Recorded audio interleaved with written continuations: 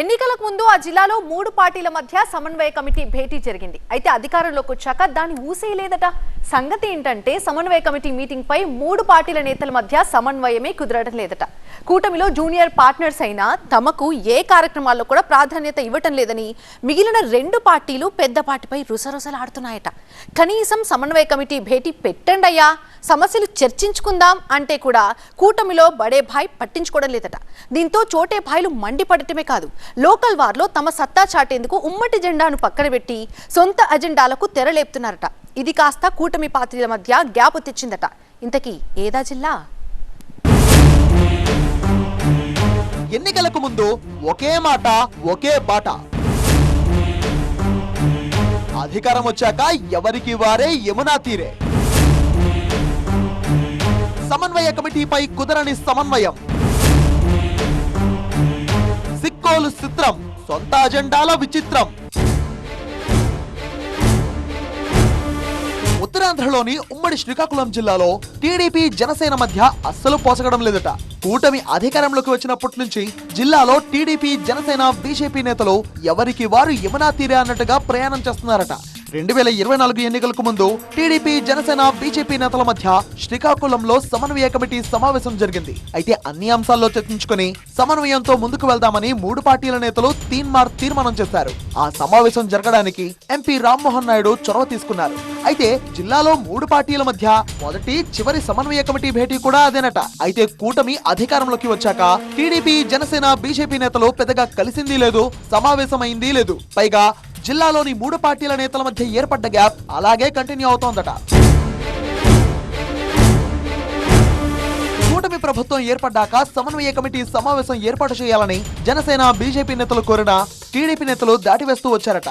అధికారులతో సమీక్షలు, ప్రభుత్వ కార్యక్రమాల విషయంలో ప్రోటోకాల్ పాటిస్తున్నారట. కానీ ప్రతిష్టాత్మకంగా నిర్వహించిన సిక్కోలు ఉత్సవాలు, రథసప్తమి వేడుకల నిర్వహణలో తమ అభిప్రాయాలు తీసుకోలేదని జన సైనికులు మథనపడుతున్నారట. ప్రజా సంఘాలు, వ్యాపారులతో సమావేశం నిర్వహించి వారి అభిప్రాయాలు తీసుకున్నారు గాని మిత్రపక్షంగా తమ అభిప్రాయాలకు ఎక్కడా తావులేదని ఆవేదన చెందుతున్నారట.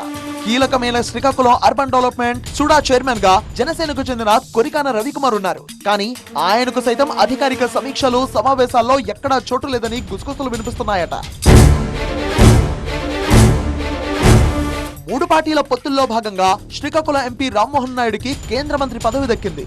అదే కుటుంబం నుంచి ఆయన బాబాయ్ అచ్చెన్నాయుడుకి ఏపీ కేబినెట్ లో చోటు దక్కింది. జిల్లాలో ఒకే కుటుంబం నుంచి 2 మంత్రులుగా చలామణి అవుతుండటంతో లోకల్ రాజకీయాలు, అభివృద్ధి, సంక్షేమ కార్యక్రమాలు అన్ని వారి చుట్టే తిరుగుతున్నాయట. జిల్లాలో వాళ్లు చేసిందే కార్యక్రమం, వాళ్లు చెప్పిందే వేదంలా తయారైందని మిత్రపక్షాలు గొనుక్కుంటున్నాయట. ఈ క్రమంలో జిల్లాలోని సొంత పార్టీ ఎమ్మెల్యేలనే పట్టించుకోవడం లేదు. ఇక తమనేం పట్టించుకుంటారని జనసేన బీజేపీ నేతలు వాపోతున్నారట. ఇక ఎన్నికల తర్వాత అవసరం తీరిపోయింది కాబట్టి తమను నిర్లక్ష్యం చేస్తున్నారని బాబాయ్ అబ్బాయిపై మిత్రపక్షాలు కారాలు, మిరియాలు నూరుతున్నారు.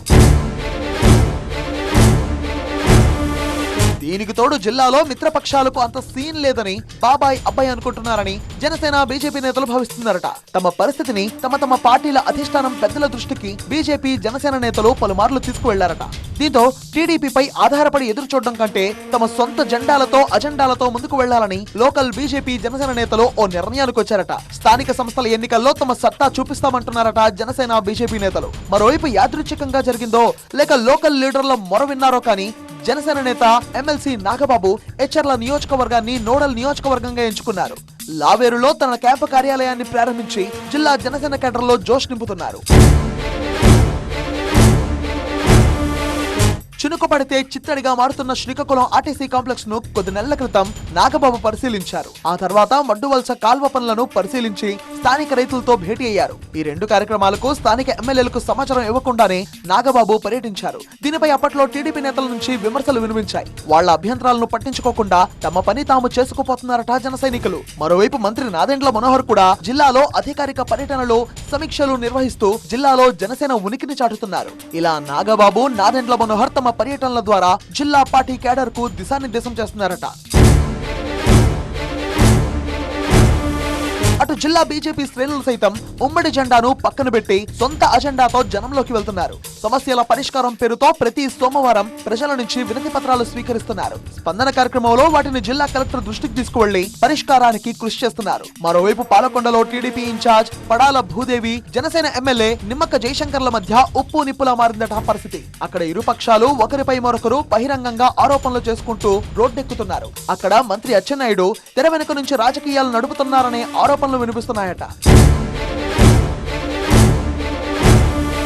మిత్రపక్షాలతో గ్యాప్ పెరగడం, వాళ్లు సొంతంగా అడుగులు వేస్తున్న నేపథ్యంలో జిల్లాలో టీడీపీ పెద్దలు ఇకనైనా జనసేన బీజేపీలను కలుపుకొని వెళ్తారా లేక ఈ గ్యాప్ మరింత పెరుగుతుందా అనేది రాజకీయ వర్గాల్లో చర్చగా మారింది.